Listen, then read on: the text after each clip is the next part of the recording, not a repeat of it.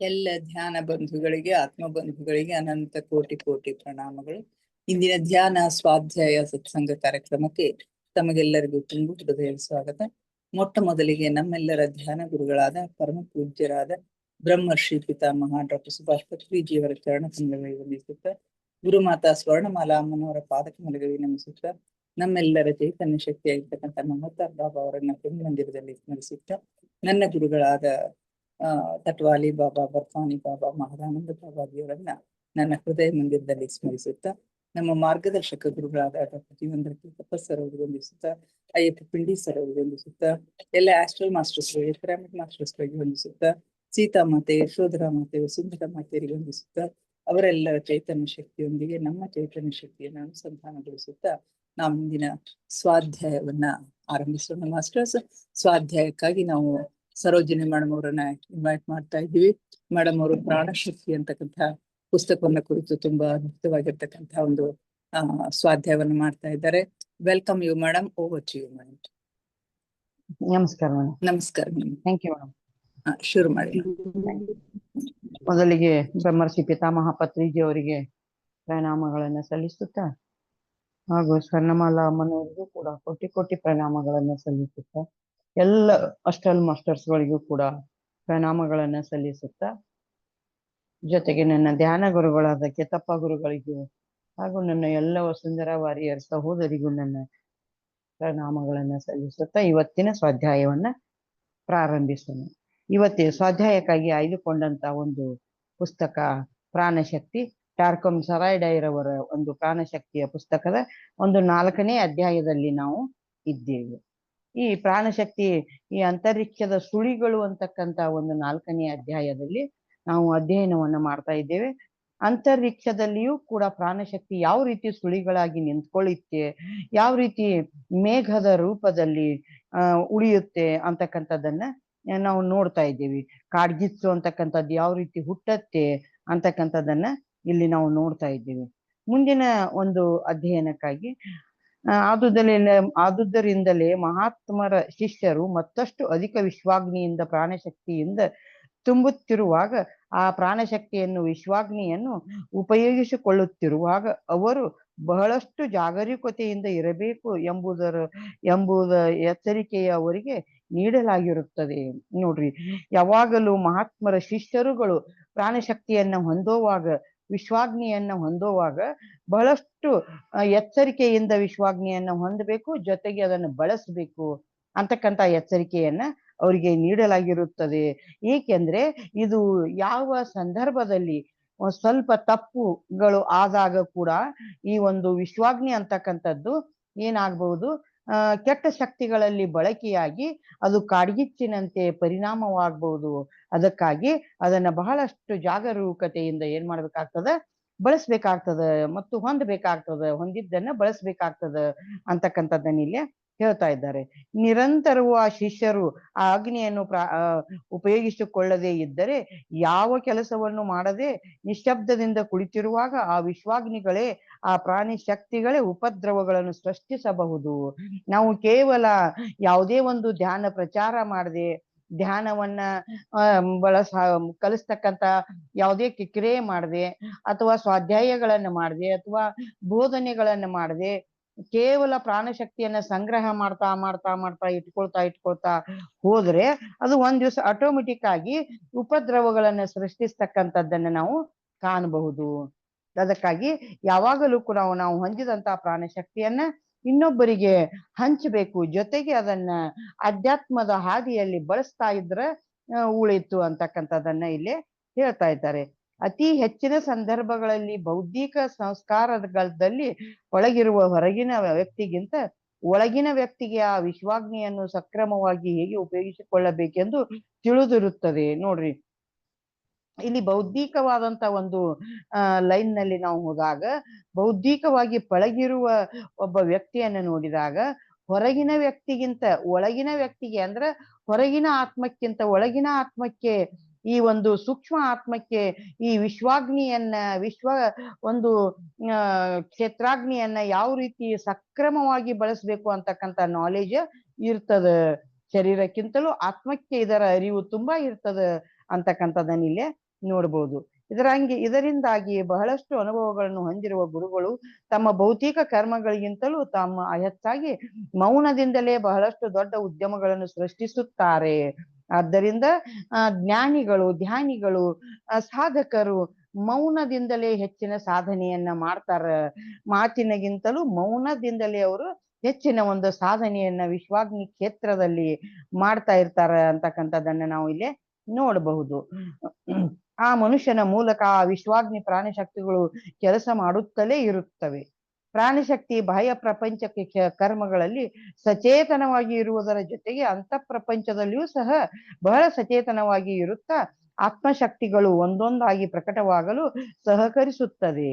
ನೋಡ್ರಿ, ಬಾಹ್ಯ ಪ್ರಪಂಚದಲ್ಲಿ ಬಾಹ್ಯ ಶರೀರದಿಂದ ಎಷ್ಟೊಂದು ಆ ಪ್ರಾಣಶಕ್ತಿ ಉಪಯೋಗ ಆಗ್ತದನೋ ಅಷ್ಟೇ ಆಂತರಿಕ ಶಕ್ತಿ ಅಥವಾ ಆತ್ಮಶಕ್ತಿಗೆ, ಆತ್ಮ ಪದಾರ್ಥಕ್ಕೆ ಈ ಒಂದು ವಿಶ್ವಕ್ಷೇತ್ರಾಗ್ನಿ ಅಂತಕ್ಕಂಥದ್ದು ಅಷ್ಟೇ ಉಪಯುಕ್ತವಾಗಿ ಕೆಲಸ ಮಾಡ್ತಿರ್ತದೆ ಅಂತಕ್ಕಂಥದ್ದನ್ನ ನೋಡ್ಬೋದು. ಅಂದ್ರೆ ನಮ್ಮ ಬೌದ್ಧಿಕ, ಶಾರೀರಿಕ ಮತ್ತು ಮಾನಸಿಕ ಕ್ಷೇತ್ರಗಳಿಗೂ ಕೂಡ ಈ ವಿಶ್ವಕ್ಷೇತ್ರಾಗ್ನಿ ಅಂತಕ್ಕಂಥದ್ದು ಉತ್ತಮವಾದಂತ ಸಹಕಾರವನ್ನ ನೀಡಿರ್ತದ, ಅದರ ಉಪಯೋಗ ಅದ ಅಂತಕ್ಕಂಥದ್ದನ್ನ ಇಲ್ಲಿ ನೋಡಬಹುದು. ಆ ನಂತರ ನೋಡ್ರಿ, ಈಗ ಉದಾಹರಣೆಗಾಗಿ ನಾವು ಧ್ಯಾನ ಮಾಡಿದಾಗ ಬಾಹ್ಯ ಒಂದು ಶರೀರದಲ್ಲಿ ಇರ್ತಕ್ಕಂಥ ರೋಗ ರುಜಿನಗಳು, ನೋವುಗಳು, ಇವುಗಳನ್ನೆಲ್ಲ ನಾವು ಏನ್ ಮಾಡ್ತೇವೆ, ರಿಲೀಫ್ ಮಾಡ್ಕೋತೇವೆ. ಅದೇ ರೀತಿ ನಮ್ಮ ಆತ್ಮದೊಂದಿಗೆ ಪಯಣಿಸುತ್ತಾ ಆತ್ಮಕ್ಕೆ ಹೆಚ್ಚಿನ ಶಕ್ತಿಯನ್ನ ಕೊಡ್ತಾ ನಾವು ಅಸ್ಟ್ರಲ್ ಜರ್ನಿಗಳನ್ನ ಮಾಡ್ತಾ ವಿಶಿಷ್ಟವಾದಂತ ಲೋಕಗಳನ್ನ, ವಿಶಿಷ್ಟವಾದಂತ ನಾಲೆಜ್ಗಳನ್ನ ಪಡಿಲಿಕ್ಕೆ ನಮಗೆ ಸಾಧ್ಯ ಆಗ್ತದೆ. ವಿಶಿಷ್ಟವಾದಂತ ಅಸ್ಟ್ರಲ್ ಜರ್ನಿಗಳನ್ನ ಮಾಡ್ತೇವಿ. ಚಂಬಾಲಾದಂತ ನಗರಗಳನ್ನ ನಾವು ಸೂಕ್ಷ್ಮವಾಗಿ ನೋಡಿ ಅನುಭವಿಸಿಕೊಂಡು ಬರ್ತಕ್ಕಂಥದ್ದು ಒಳಗಿನ ಆತ್ಮಕ್ಕೆ ಆಗ್ತದೆ. ಈ ಒಂದು ಎರಡೂ ಹೊರ ಆತ್ಮ ಮತ್ತು ಒಳಗಿನ ಆತ್ಮಗಳು ಪ್ರಶಾಂತವಾದಂತ ಒಂದು ಶಕ್ತಿಯನ್ನ ಹೊಂದುತ್ತಾ ಇದ್ರೆ ಬೌದ್ಧಿಕ ಶಕ್ತಿ ಆಟೋಮೆಟಿಕ್ ಆಗಿ ಮನುಷ್ಯನಿಗೆ ದೊರೀತದೆ. ಬುದ್ಧಿಮತ್ತೆ ಆಟೋಮೆಟಿಕ್ ಆಗಿ, ಜ್ಞಾನ ಆಟೋಮೆಟಿಕ್ ಆಗಿ ಹೆಚ್ಚಾಗ್ತಾ ಬರ್ತದ ಅಂತಕ್ಕಂಥದ್ದನ್ನು ನೋಡಬಹುದು. ಇಲ್ಲಿ ಏನನ್ನೂ ಕಲೀಲಾರ್ದಂತ ಒಬ್ಬ ವ್ಯಕ್ತಿ, ಅಕ್ಷರ ಜ್ಞಾನವೇ ಇಲ್ಲಾರ್ದಂತ ವ್ಯಕ್ತಿ ಧ್ಯಾನದಿಂದ, ವಿಶ್ವಕ್ಷೇತ್ರಾಗ್ನಿಯಿಂದ ಅದ್ಭುತವಾದ ಜ್ಞಾನವನ್ನ ಹೊಂದಬಹುದು ಅಂತಕ್ಕಂಥದ್ದನ್ನ ನಾವು ಹಲವಾರು ಉದಾಹರಣೆಗಳ ಮುಖಾಂತರ ನೋಡಬಹುದು. ಆನಂತರ ಪ್ರಾಣಶಕ್ತಿ ವಿಶ್ವಕ್ಷೇತ್ರಾಗ್ನಿಗಳು ಶರೀರದಲ್ಲಿನ ಎಲ್ಲಾ ಚೈತನ್ಯ ಕೇಂದ್ರಗಳನ್ನು ಉತ್ತೇಜನಗೊಳಿಸಲು ಶರೀರದಲ್ಲಿನ ಶಕ್ತಿ ಹರಿವುಗಳು ಸುಗಮವಾಗಿ ಹರಿಯಲು ಅಡ್ಡಿಯಾಗುತ್ತಿರುವ ಎಲ್ಲಾ ನಾಳಗಳನ್ನು ಶುದ್ಧಿಪಡಿಸಿಕೊಳ್ಳಲು, ವಿಶ್ವಾಗ್ನಿ ಪ್ರಾಣಶಕ್ತಿ ಹರಿವುಗಳು ಸುಗಮವಾಗಿ ನಡೆಯಲು ಅಡ್ಡಿಯಾಗುತ್ತಿರುವ ಪ್ರಾಣಶಕ್ತಿ ಬಲೆಗಳನ್ನು ಸುಟ್ಟು ಹಾಕಿ ದಾರಿಯನ್ನು ಸುಗಮ ಮಾಡಿಕೊಳ್ಳುತ್ತವೆ. ನೋಡ್ರಿ, ನಮ್ಮ ಪ್ರತಿಯೊಂದು ಮನುಷ್ಯನ ಶರೀರದ ಹರಿವುಗಳಲ್ಲಿ ಪ್ರಾಣಶಕ್ತಿಯ ಹರಿಲಿಕ್ಕೆ ಅಡ್ಡಿ ಆಗ್ತಕ್ಕಂಥ ಯಾವುದೇ ಅಡಚಣೆಗಳು, ಕ್ಲಾಟ್ಸ್ಗಳು ಅಥವಾ ಬೇರೆ ಬೇರೆಯಾದಂತ ಒಂದು ವೈರಸ್ಗಳು ಇದ್ರೆ ಅವು ಎಲ್ಲವನ್ನು ಕೂಡ ಪ್ರಾಣಶಕ್ತಿ ಭಸ್ಮ ಮಾಡಿ ಸುಟ್ಟು ಹಾಕಿ ತನ್ನ ಮಾರ್ಗವನ್ನ ಸಡಿಲು ಮಾಡ್ಕೊಳ್ತದೆ.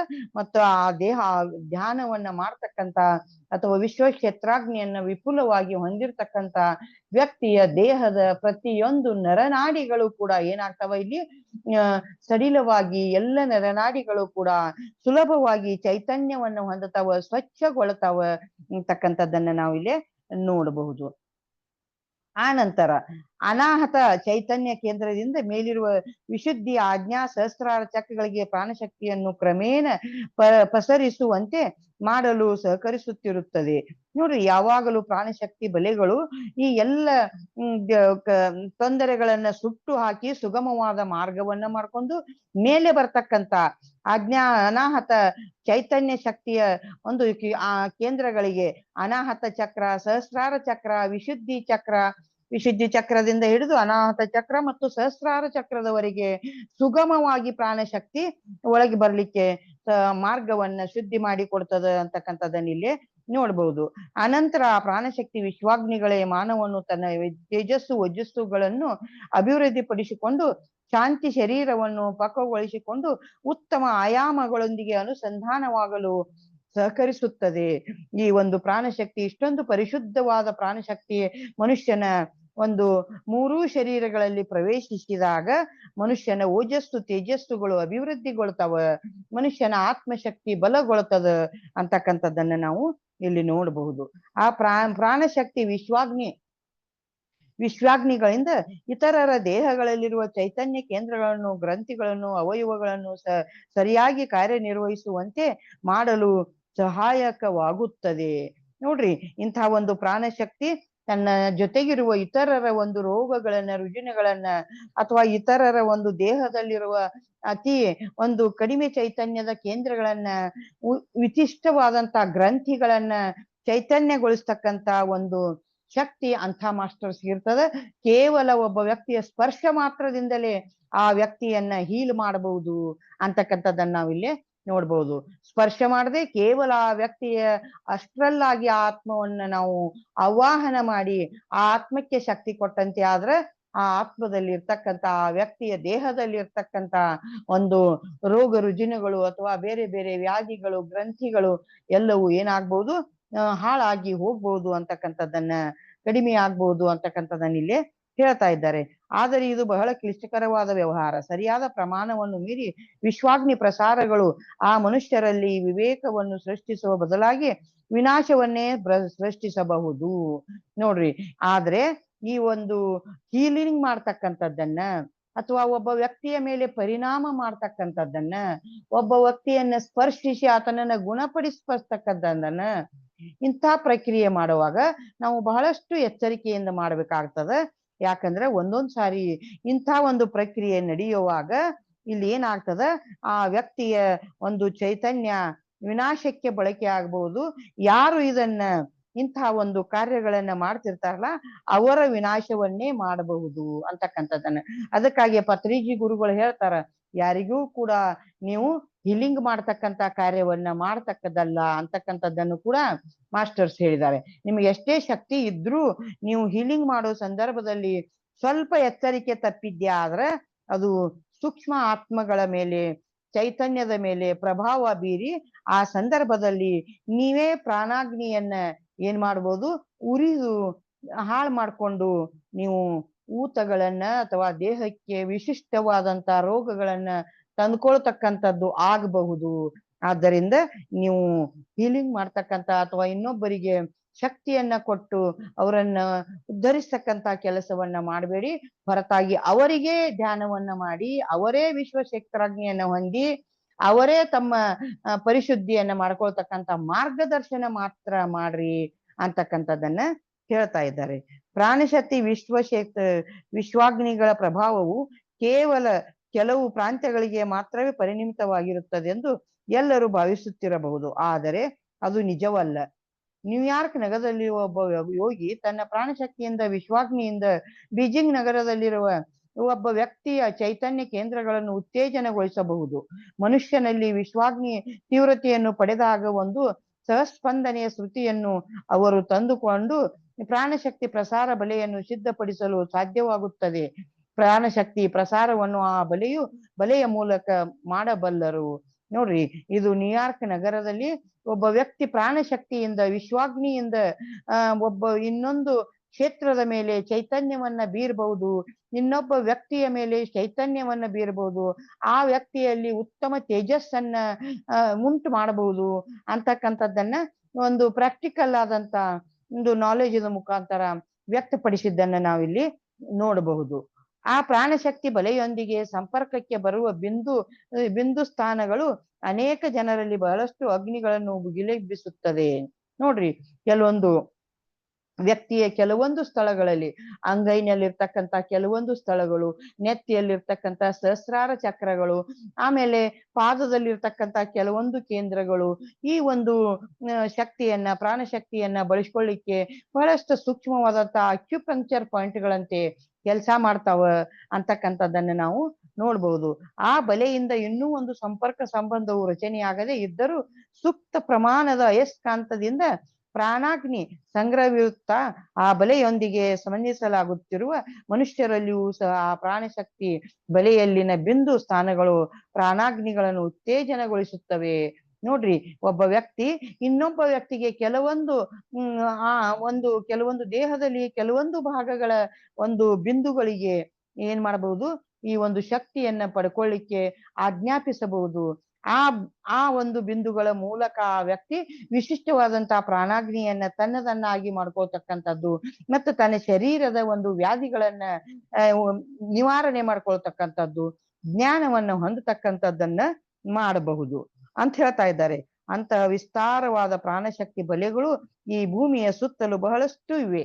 ನೋಡ್ರಿ, ಆ ರೀತಿಯ ವಿಸ್ತಾರವಾದಂತ ಒಂದು ಪ್ರಾಣಶಕ್ತಿಯ ಬಲೆ ಈ ಭೂಮಿಯಲ್ಲಿ, ಈ ಒಂದು ನಮ್ಮ ಸುತ್ತಮುತ್ತಲಿರುವ ಪರಿಸರದಲ್ಲಿ ಬಹಳಷ್ಟು ತುಂಬಿಕೊಂಡದ ಅಂತಕ್ಕಂಥದ್ದನ್ನ ನಾವು ನೋಡಬಹುದು. ಆ ಬಲೆಗಳು ಈ ಭೂಮಿಗೆ ಮಹಾಪ್ರಾಣ ಶಕ್ತಿ ನಿಧಿಗಳಂತೆ, ದುಷ್ಟ ಶಕ್ತಿಗಳಿಂದ ಭೂಮಿಯನ್ನು ಕಾಪಾಡುವ ರಕ್ಷಕ ಕವಚಗಳಂತೆಯೂ ಸಹ ಇವೆ. ನೋಡ್ರಿ, ಅದೇ ಒಂದು ಮಹಾಪ್ರಾಣ ಶಕ್ತಿಯ ನಿಧಿಗಳೇ ಇವತ್ತು ಭೂಮಿಯನ್ನ ದುಷ್ಟ ಶಕ್ತಿಗಳಿಂದ ಕಾಪಾಡ್ತಕ್ಕಂತ ಒಂದು ಕವಚದಂತೆ ಕೆಲಸ ಮಾಡ್ತಾ ಇದ್ದಾವ. ಆ ಕವಚಗಳೇ ಇವತ್ತು ಒಂದು ಭೂಮಿಯನ್ನ ಸುರಕ್ಷಿತವಾದ ಹಂತದಲ್ಲಿ ಇಡ್ತಕ್ಕಂತ ಕೆಲಸ ಮಾಡ್ತಾ ಇದ್ದಾವ. ಅಂತ ಪ್ರಾಣಶಕ್ತಿಯ ಪ್ರಾಣಾಗ್ನಿಯ ಒಂದು ಅಲೆಗಳು ಅಂತಕ್ಕಂಥದ್ದನ್ನ ನಾವು ಇಲ್ಲಿ ನೋಡ್ಬಹುದು. ಸಾಮಾನ್ಯವಾಗಿ ಈ ವಿಸ್ತೃತ ಪ್ರಾಣಶಕ್ತಿ ಬಲೆಗಳು, ಶಕ್ತಿ ಕ್ಷೇತ್ರವು ಕೇವಲ ಅಯಸ್ಕಾಂತ ಶಿಲೆಗಳನ್ನು ಹೊತ್ತಿಟ್ಟಿರುವ ಪ್ರಾಂತಗಳ ಮೇಲೆ ಬಹಳಷ್ಟು ಪ್ರಾಣಶಕ್ತಿ ಹೊಂದಿರುವ ಮನುಷ್ಯರು ವಾಸಿಸುತ್ತಿರುವ ಪ್ರಾಂತಗಳಲ್ಲಿಯೇ ಇರುತ್ತವೆ. ನೋಡ್ರಿ, ಎಲ್ಲಿ ಯಾವ ಸ್ಥಳಗಳಲ್ಲಿ, ಯಾವ ಪ್ರಾಂತಗಳಲ್ಲಿ, ಯಾವ ದೇಶಗಳಲ್ಲಿ, ಯಾವ ಒಂದು ನಗರದಲ್ಲಿ ವಿಶಿಷ್ಟವಾದಂತ ಧ್ಯಾನಿಗಳಿರ್ತಾರೆ, ಪ್ರಾಣಶಕ್ತಿಯನ್ನು ಹೊಂದಿದಂತ ಜೀವಗಳಿರ್ತವೆ, ಪ್ರಾಣಶಕ್ತಿಯನ್ನು ಹೊಂದಿದಂತ ಆತ್ಮಗಳಿದಾವೆಲ್ಲ, ಆ ಸ್ಥಳಗಳಲ್ಲೇನ ಇಂಥ ಒಂದು ಅಲೆಗಳು ಭೂಮಿಯ ಮೇಲೆ ಒಂದು ಅಯಸ್ಕಾಂತದ ರೂಪದಲ್ಲಿ ಹರಡಿರ್ತಾವ ಅಂತಕ್ಕಂಥದ್ದನ್ನ ಇಲ್ಲಿ ನೋಡಬಹುದು. ಪೈನ್, ದೇವರಾರು, ಓಕ್ ಲಿಪ್ಟರ್ ಮರಗಳು ಸಹ ಪ್ರಾಣಶಕ್ತಿ ಬಲೆಗಳಂತೆ ಕೆಲಸ ಮಾಡುತ್ತಿರುತ್ತವೆ. ನೋಡ್ರಿ, ದೊಡ್ಡ ದೊಡ್ಡ ಮರಗಳಾದಂತ ಓಕ್, ದೇವದಾರು, ಪೈನ್, ಓಕ್ ಲಿಪ್ಟರ್ ಅಂತ ಮರಗಳು, ನೋಡ್ರಿ, ವಿಶಿಷ್ಟವಾದಂತ ಮರಗಳು ಕೂಡ ಪ್ರಾಣಶಕ್ತಿಯ ಬಲೆಗಳನ್ನ ಹರಡ್ತಕ್ಕಂತ ಕೆಲಸ ಮಾಡ್ತಾವ. ಅಂದ್ರೆ ಸಸ್ಯಗಳು ಕೂಡ ಸತತವಾಗಿ ವಿಶಿಷ್ಟವಾದಂತ ಪ್ರಾಣಶಕ್ತಿಯನ್ನ ಹಿರ್ಕೊಳ್ತಾ ಇರ್ತಾವ ಅಂತಕ್ಕಂತ ಮಾತನ್ನ ನಾವು ಇಲ್ಲಿ ನೋಡಬಹುದು. ಅಂತಹ ಮರಗಳು ಇರುವ ಪ್ರಾಂತಗಳಲ್ಲಿ ಅಯಸ್ಕಾಂತ ಕ್ಷೇತ್ರವು ರಚನೆಯಾಗಿ ವಿಶ್ವಾಂತರಾಳದಿಂದ ಪ್ರಾಣಶಕ್ತಿಯನ್ನು ಆಕರ್ಷಿಸಿ ಕೂಡಿಟ್ಟುಕೊಂಡು ಪ್ರಸಾರವನ್ನು ಸಹ ಮಾಡಬಲ್ಲದು. ಅದಕ್ಕಾಗಿ ಸಸ್ಯಗಳನ್ನ ಯಾವತ್ತಲೂ ಹಾಳು ಮಾಡಬಾರ್ದು. ಸಸ್ಯಗಳು ಕೂಡ ಏನ್ ಮಾಡ್ತಾವ, ಈ ಪ್ರಾಣಶಕ್ತಿಯನ್ನ ಹೀರಿಕೊಂಡು ಆ ಪ್ರದೇಶದ ವಿಶ್ವಾಗ್ನಿಯನ್ನ ಹೆಚ್ಚಿಸ್ಲಿಕ್ಕೆ, ಆ ಪ್ರದೇಶದ ಒಂದು ಓಜೋನನ್ನ ಹೆಚ್ಚಿಸ್ಲಿಕ್ಕೆ ಸಹಕಾರಿಯಾಗ್ತಾವ ಅಂತಕ್ಕಂತ ಮಾತನ್ನ ನಾವಿಲ್ಲಿ ನೋಡ್ಬೋದು. ಆದ್ದರಿಂದ ಸಸ್ಯಗಳು ಕೂಡ ಪ್ರಾಣಶಕ್ತಿಯ ಶೆಲೆಯ ಅಲೆಗಳೇ ಅಂತಕ್ಕಂಥದ್ದನ್ನು ನಾವು ಯಾವತ್ತಲೂ ಕೂಡ ಮರಿಕೂಡ್ದು. ಕೇವಲ ಒಬ್ಬ ಮನುಷ್ಯನೇ ಪ್ರಾಣಶಕ್ತಿಯನ್ನು ಹೊಂದುತ್ತಾನು ಅಂತಲ್ಲ, ಈ ಸಸ್ಯ ಕಿಂಗ್ಡಮ್ ಕೂಡ ಈ ಪ್ರಾಣಶಕ್ತಿಯನ್ನು ಹೊಂದತಕ್ಕಂತ ಒಂದು ವಿಶಿಷ್ಟವಾದಂತ ಕಲೆಯನ್ನ ಹೊಂದ್ಯದ ಅಂತಕ್ಕಂಥದ್ದನ್ನ, ಅದರಲ್ಲಿಯೂ ಕೆಲವೊಂದು ಓಕ್, ನಾನಾ, ಆಮೇಲೆ ಕೆಲವೊಂದು ಕಟ್ಟಿಗೆಗಳು, ಕೆಲವೊಂದು ಮರಗಳು ಏನದಾವ ವಿಶಿಷ್ಟವಾದಂತ ಶಕ್ತಿಯನ್ನ ಹೊಂದತಕ್ಕಂತ ವಿಶಿಷ್ಟವಾದಂತ ಒಂದು ಸಂಸ್ಕಾರವನ್ನು ಹೊಂದ್ಯಾವ ಅಂತಕ್ಕಂಥದ್ದನ್ನು ನಾವಿಲ್ಲಿ ನೋಡಬಹುದು.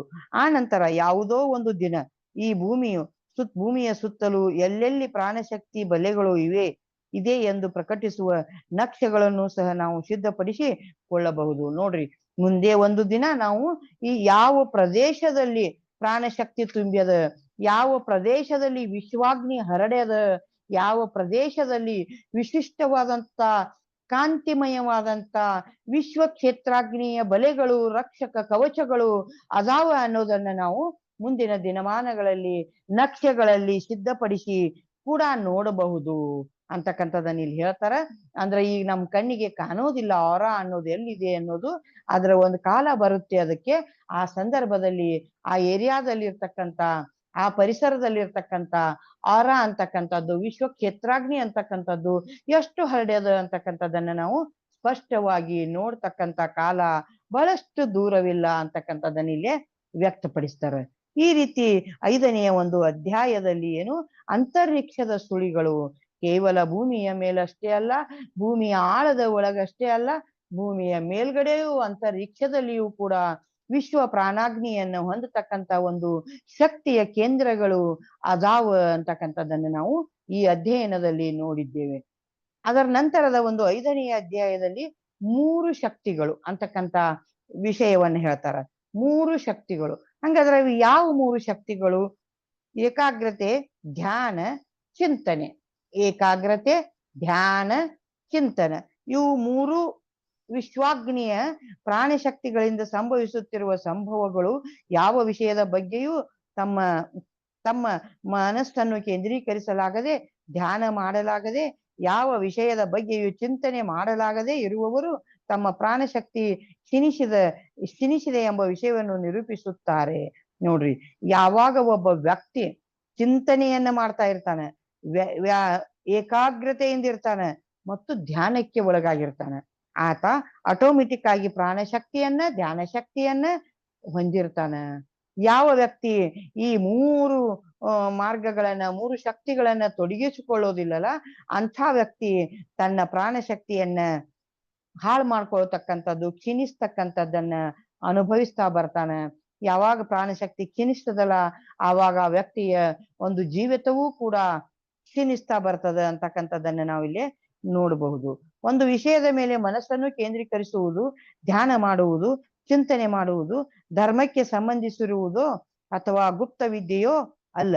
ವಿಜ್ಞಾನಿಗಳು, ಪ್ರಜಾಪಾಲಕರು, ಆರ್ಥಿಕ ತಜ್ಞರು ಅಥವಾ ಚಿತ್ರಕಾರರು ತಮ್ಮ ಜ್ಞಾನವನ್ನು ಅಭಿವೃದ್ಧಿಪಡಿಸಿಕೊಳ್ಳಲು ಸೃಜನಶೀಲತೆಗಾಗಿ ಅನೇಕ ವಿಧಗಳಲ್ಲಿ ಏಕಾಗ್ರತೆಯನ್ನು, ಧ್ಯಾನವನ್ನು, ಚಿಂತನೆಯನ್ನು ನಿರಂತರವೂ ಉಪಯೋಗಿಸಿಕೊಳ್ಳುತ್ತಿರುತ್ತಾರೆ. ನೋಡ್ರಿ, ಒಂದು ಕಲೆಗೆ, ಚಿತ್ರಕಲೆಗೆ ಸಂಬಂಧಪಟ್ಟಂಥದ್ದು ಅಥವಾ ವಿಜ್ಞಾನಕ್ಕೆ ಸಂಬಂಧಪಟ್ಟ ಅಥವಾ ಸೃಜನಾತ್ಮಕವಾದಂತ ಒಂದು ಕೆಲಸಗಳಿಗೆ ಸಂಬಂಧಪಟ್ಟಂತದೆ ಅಥವಾ ವಿಜ್ಞಾನಿಗಳು ಕೆಲವೊಂದು ಸಂಶೋಧನೆಗೆ ಸಂಬಂಧಪಟ್ಟಂತ ಈ ಯಾವುದೇ ಒಂದು ವಿಶಿಷ್ಟವಾದಂತ ಸಾಧನೆಯನ್ನ ಮಾಡ್ಲಿಕ್ಕೆ ಅಥವಾ ಆರ್ಥಿಕ ತಜ್ಞರು ಆರ್ಥಿಕ ಕ್ಷೇತ್ರದ ವಿಶಿಷ್ಟ ಸಾಧನೆಯನ್ನ ಮಾಡ್ಲಿಕ್ಕೆ ಏಕಾಗ್ರತೆ ಅಂತಕ್ಕಂಥದ್ದು ಬಹಳ ಮುಖ್ಯ. ಇಲ್ಲಿ ಒಬ್ಬ ವಿಜ್ಞಾನಿ ಒಂದನ್ನ ಕಂಡು ಹಿಡಿಬೇಕು ಅಂತಂದ್ರೆ ಆತ ಏಕಾಗ್ರವಾಗಿ ಒಂದು ಸಂಶೋಧನೆಯನ್ನ ಮಾಡಬೇಕಾಗ್ತದ ಅಂತಕ್ಕಂಥದ್ದನ್ನ, ಧ್ಯಾನವನ್ನು, ಚಿಂತನೆಯನ್ನು ನಿರಂತರವೂ ಮಾಡ್ತಾ ಇರಬೇಕು. ನಾವು ಯಾವ ಕೆಲಸವನ್ನ ಮಾಡ್ತೇವಿ ಆ ಕೆಲಸದ ಕುರಿತು, ಯಾವ ಸಾಧನೆಗೆ ನಾವು ತೊಡಗಿರ್ತೇವಿ ಆ ಸಾಧನೆಯ ಕುರಿತು ನಿರಂತರವಾಗಿ ನಾವು ಏನ್ ಮಾಡ್ಬೇಕಾಗ್ತದ, ಚಿಂತನೆಯನ್ನು ಮಾಡ್ತಾ ಇರಬೇಕು, ಏಕಾಗ್ರತೆಯಿಂದಿರ್ಬೇಕು. ಕೊನೆಗೆ ಧ್ಯಾನದಲ್ಲಿ ಅದನ್ನ ಹೊಂದತಕ್ಕಂತ ಪ್ರಯತ್ನವನ್ನ ನಾವು ಏನ್ ಮಾಡ್ಬೇಕು, ಮಾಡ್ತಾ ಇರ್ಬೇಕು ಅಂತಕ್ಕಂಥದ್ದನ್ನ ಇಲ್ಲಿ ಹೇಳ್ತಾ ಇದ್ದಾರೆ. ಈ ಸೃಷ್ಟಿಯಲ್ಲಿ ಪ್ರಾಣಶಕ್ತಿ ವಿಶ್ವಾಗ್ನ ಪುಷ್ಪಗಳು ಸಮಸ್ತ ಮಾನವ ಜೀವನದ ವ್ಯಾಸಂಗ ರಂಗಗಳಿಂದಲೂ ವಿಕಸಿಸಿ ಬರುತ್ತದೆ. ನೋಡಿ, ಇಲ್ಲೇ ಸೃಷ್ಟಿಯಲ್ಲಿ ವಿವಿಧ ಪ್ರಾಣಶಕ್ತಿ ವಿಶ್ವ ಪುಷ್ಪಗಳು, ಸಸ್ಯಗಳು, ಆಮೇಲೆ ಸಮಸ್ತ ಈ ಜೀವ ರಾಶಿಗಳು, ಆಮೇಲೆ ಮಾನವ ಜೀವಿಯನ್ನು ಹಿಡಿದು ಪ್ರತಿಯೊಂದು ಜೀವ ರಂಗದಲ್ಲಿಯೂ ಇದರ ವಿಕಸನೆ ಇರ್ತದೆ. ಕೇವಲ ಮನುಷ್ಯನಲ್ಲ, ಪ್ರತಿಯೊಂದು ಜೀವರಂಗದಲ್ಲಿಯೂ ಕೂಡ ಈ ಪ್ರಾಣಶಕ್ತಿ ವಿಶ್ವ ಕ್ಷೇತ್ರಾಗ್ನಿ ಅಂತಕ್ಕಂಥ ವಸ್ತು ಹರಡ್ತಾ ಇರ್ತದ ಅಂತಕ್ಕಂಥದ್ದನ್ನ ನಾವು ನೋಡ್ಬೋದು. ಒಬ್ಬ ಮನುಷ್ಯನಿಗೆ ತನ್ನ ಪದ್ಧತಿಯಲ್ಲಿಯೇ ಸಾಕಷ್ಟು ಏಕಾಗ್ರತೆಯಾಗಲಿ, ಧ್ಯಾನವಾಗಲಿ, ಚಿಂತನೆಯಾಗಲಿ, ರಚನೆ ಆಗಿಲ್ಲವೆಂದರೆ ಆ ವ್ಯಕ್ತಿಯ ಪ್ರಾಣಶಕ್ತಿ ಇಲ್ಲವೆಂದು ಜೀವನದಲ್ಲಿ ಒಂದು ಅಪಾಯಕರವಾದ ಮೂಲೆಯಲ್ಲಿ ಬಿದ್ದು ಹೋಗಿದ್ದಾನೆಂದು ಅರ್ಥ. ಒಬ್ಬ ವ್ಯಕ್ತಿಗೆ ತನ್ನ ಪ್ರಾಣಶಕ್ತಿಯನ್ನ ಅಥವಾ ತನ್ನ ಏಕಾಗ್ರತೆಯನ್ನ ಅಥವಾ ಧ್ಯಾನವನ್ನ ಮಾಡ್ತಕ್ಕಂಥ ಒಂದು ಸ್ವಭಾವಗಳು ಇರ್ದಿದ್ರೆ ಆ ವ್ಯಕ್ತಿ ಸಂಪೂರ್ಣವಾಗಿ ಒಂದು ಮೂಲೆಯಲ್ಲಿ ಬಿದ್ದು ಹಾಳಾಗಿ ಹೋಗ್ತಾನೆ ಅಂತಕ್ಕಂಥ ಮಾತನ್ನ ಇಲ್ಲಿ ಕೇಳುತ್ತಾರೆ. ಈಗ ನೋಡ್ರಿ, ಬೋಧಿ ವೃಕ್ಷ ಅಂತಕ್ಕಂಥದ್ದು, ಒಂದು ಅಶ್ವತ್ಥ ವೃಕ್ಷ ಮತ್ತು ಅರಳೆ ಮರದ ಕೆಳಗೆ ಬುದ್ಧರು ಧ್ಯಾನೋದಯವನ್ನು ಹೊಂದಿದ್ರು. ಯಾಕಂದ್ರೆ ಮರಗಳು ಕೂಡ ವಿಶ್ವಕ್ಷೇತ್ರಾಗ್ನಿಯನ್ನ ಸೆಳೆದು ಕೊಡ್ತಕ್ಕಂತ ಒಂದು ವಿಶಿಷ್ಟ ಶಕ್ತಿ ಕೇಂದ್ರಗಳಾಗ್ಯಾವ. ಅದೇ ರೀತಿ ಪ್ರತಿಯೊಂದು ಸಸ್ಯ, ಪ್ರತಿಯೊಂದು ಕೀಟ, ಪ್ರಾಣಿ, ಪ್ರತಿ ಪಕ್ಷಿ ಇವೆಲ್ಲವೂ ಕೂಡ ಈ ಪ್ರಾಣಶಕ್ತಿಯನ್ನ ಹೊಂದತಕ್ಕಂತ ಚಿಂತನೆಯಲ್ಲಿ ತೊಡಗಿರ್ತಾವ ಅಂತಕ್ಕಂಥದ್ದನ್ನ ನಾವು ಇಲ್ಲಿ ನೋಡಬಹುದು. ಪ್ರಾಣಶಕ್ತಿ ಒಬ್ಬ ವ್ಯಕ್ತಿಗೆ ತನ್ನ ಮನಸ್ಸನ್ನು ಸ್ಪಷ್ಟವಾಗಿ, ನಿಶ್ಚಲವಾಗಿ ಒಂದು ವಿಷಯದ ಮೇಲೆ ಬಹಳಷ್ಟು ಸಮಯದವರೆಗೆ ಕೇಂದ್ರೀಕರಿಸಲು ಸಹಕರಿಸುತ್ತದೆ. ನೋಡ್ರಿ, ಇದನ್ನ ನಾವು ಅನುಭವಿಸ್ತಾನೆ ಇದ್ದೀವಿ.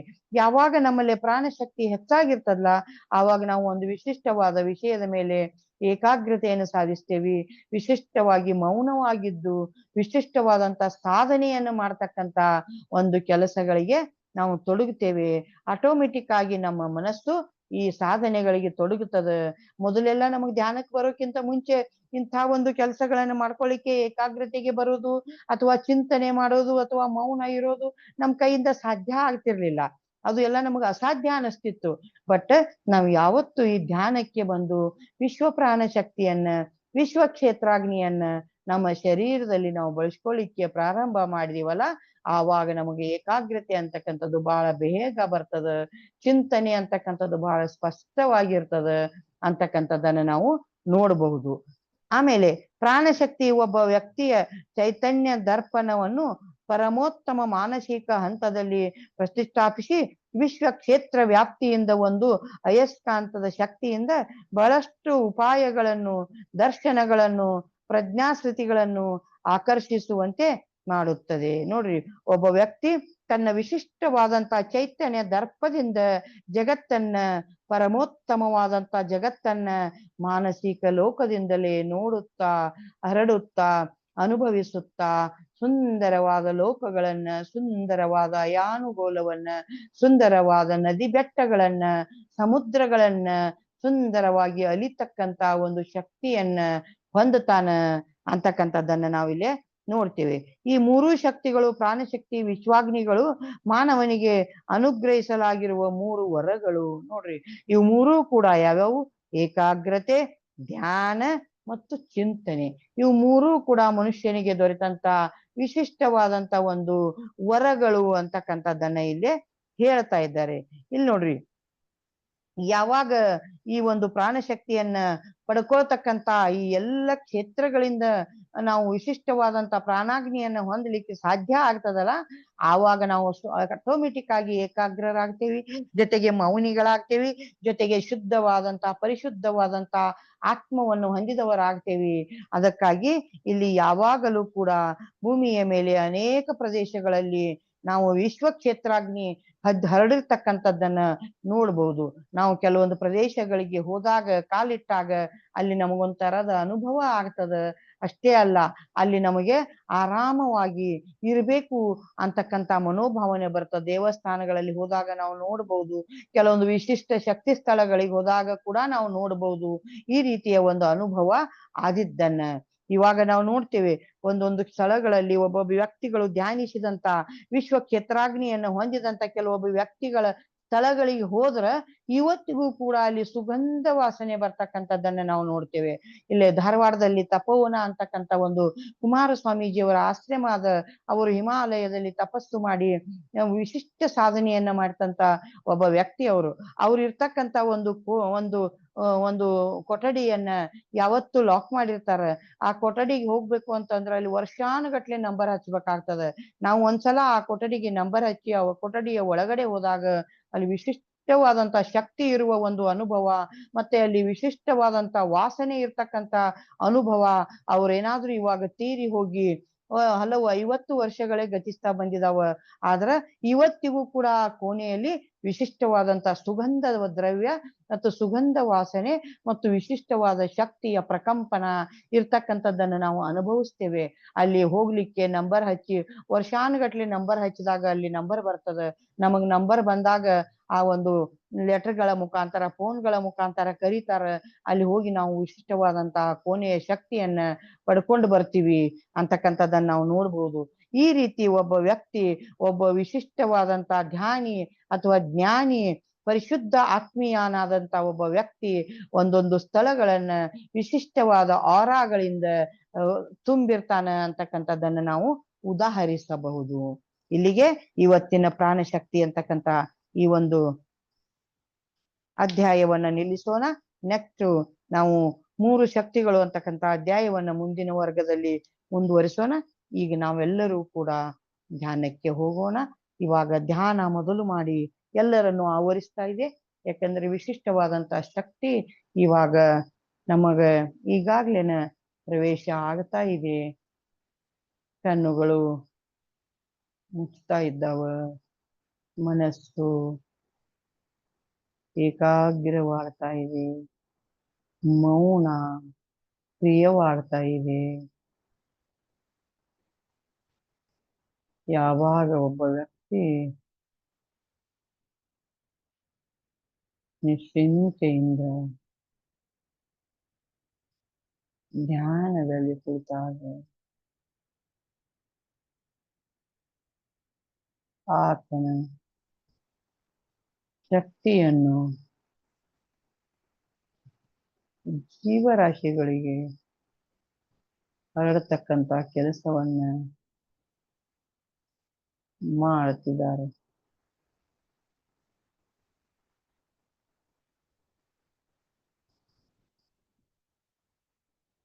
ಎಲ್ಲರೂ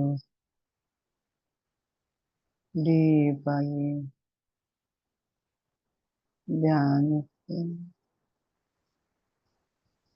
ಮತ್ತು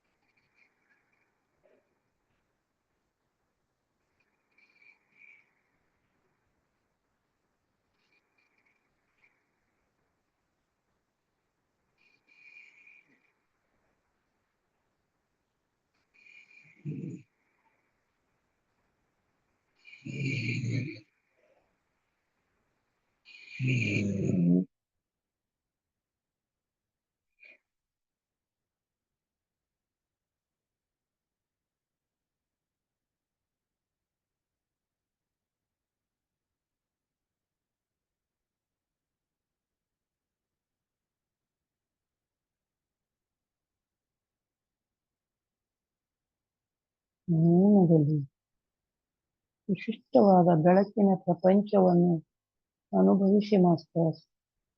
ವಿಶಿಷ್ಟವಾದ ಪ್ರಕಾಶದ ಪ್ರಕಂಪನವನ್ನು ಅನುಭವಿಸಿ. ಬಹಳ ವಿಶಿಷ್ಟವಾದ ಪ್ರಕಂಪನ ಶಕ್ತಿ ಇದೆ ಮಾಸ್ಟರ್. ಅನುಭವಿಸಿ. ಪ್ರಕಾಶಮಾನವಾದಂಥ ಆ ಬೆಳಕನ್ನು ಅನುಭವಿಸಿ. ನಮ್ಮದನ್ನಾಗಿಸಿಕೊಳ್ಳಿ, ಪಡೆದುಕೊಳ್ಳಿ. ಮಾತು ಬೇಡ, ಮೌನಕ್ಕೆ ವಿಶಿಷ್ಟ ಆದ್ಯತೆ ಬರ್ತಾ ಇದೆ. ಮಾತು ಆಟೋಮೆಟಿಕ್ ಆಗಿ ನಿಂತು ಹೋಗುವ ಸಂದರ್ಭ ಮೌನದಲ್ಲಿ ಅನುಭವಿಸಿ. ಮೌನದಲ್ಲಿ ಅನುಭವಿಸಿ. ಮೌನದಲ್ಲಿ ಅನೇಕ ವಿಶಿಷ್ಟ ಪ್ರಕಾಶ ಬೆಳಕು ಮತ್ತು ಒಳಗಿನ ಬೆಳಕಿನ ಲೋಕವನ್ನು ಕಂಡುಕೊಳ್ಳಿ. ಅನಂತ ಬೆಳಕಿನ ಲೋಕ, ಅನಂತ ಬೆಳಕಿನ ಲೋಕ ಮಾಸ್ಟರ್. ಅನುಭವಿಸಿ.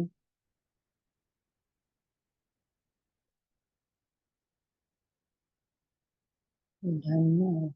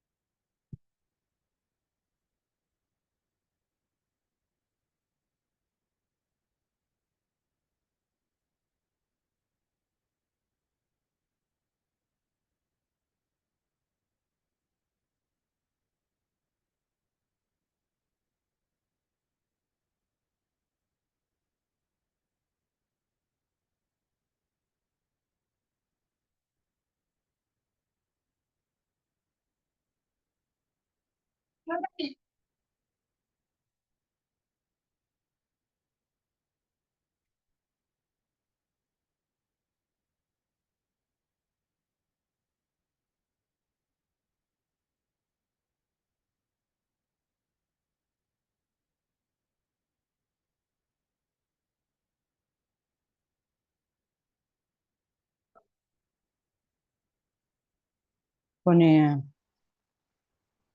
60 ಸೆಕೆಂಡ್.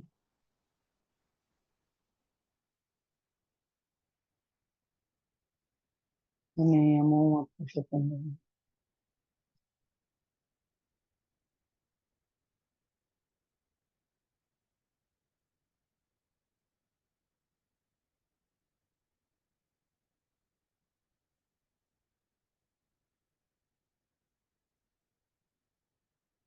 ಕೊನೆಯ 5 ಸೆಕೆಂಡ್.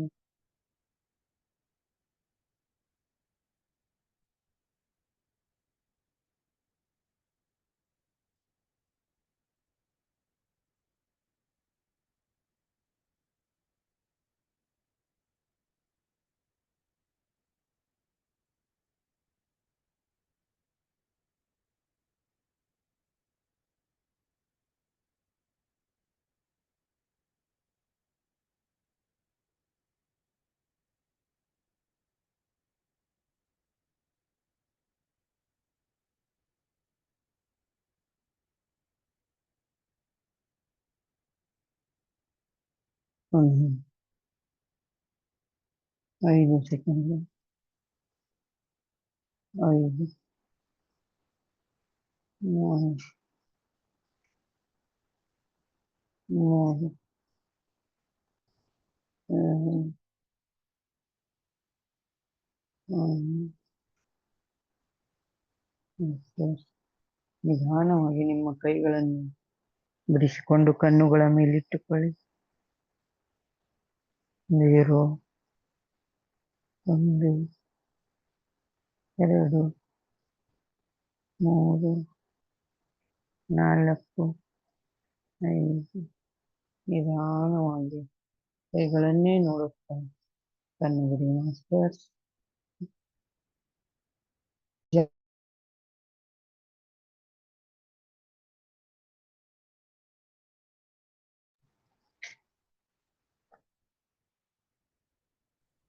ನಮಸ್ತೆ ಮಾಸ್ಟರ್. ಧ್ಯಾನ ಧ್ಯಾನ ಬಹಳ ಡೀಪ್ ಇತ್ತು. ಬಹಳ ಅದ್ಭುತವಾದಂತದ್ದು.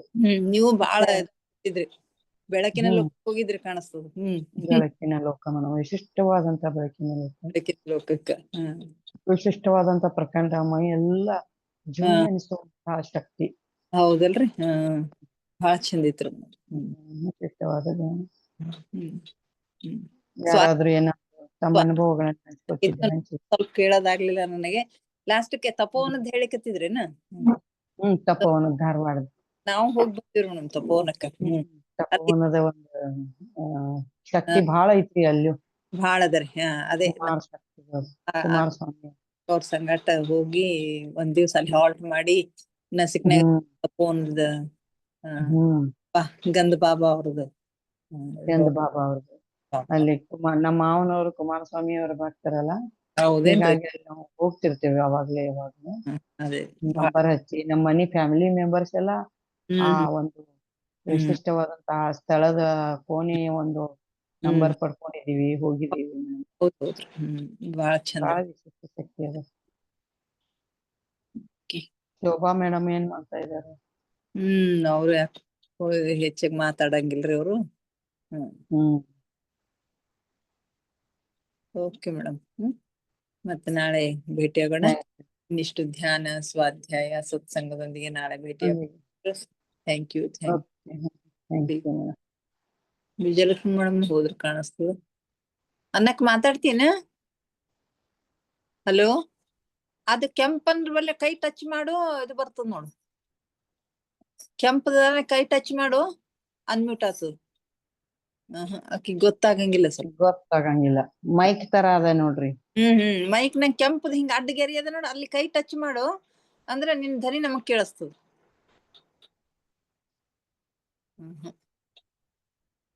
ನಿನ್ ಹೆಸರದಲ್ಲ, ಹೆಸರಿನ ಬಾಜುಕೊಂದ್ ಕೆಂಪದ ನೋಡು, ಕೆಂಪದ ಅಡ್ಡಗೆ ಅಡ್ಡಗೆರಿ ಅಂದ ಅಲ್ಲಿ ಒಂದ್ ಜರ ಕೈ ಟಚ್ ಮಾಡು.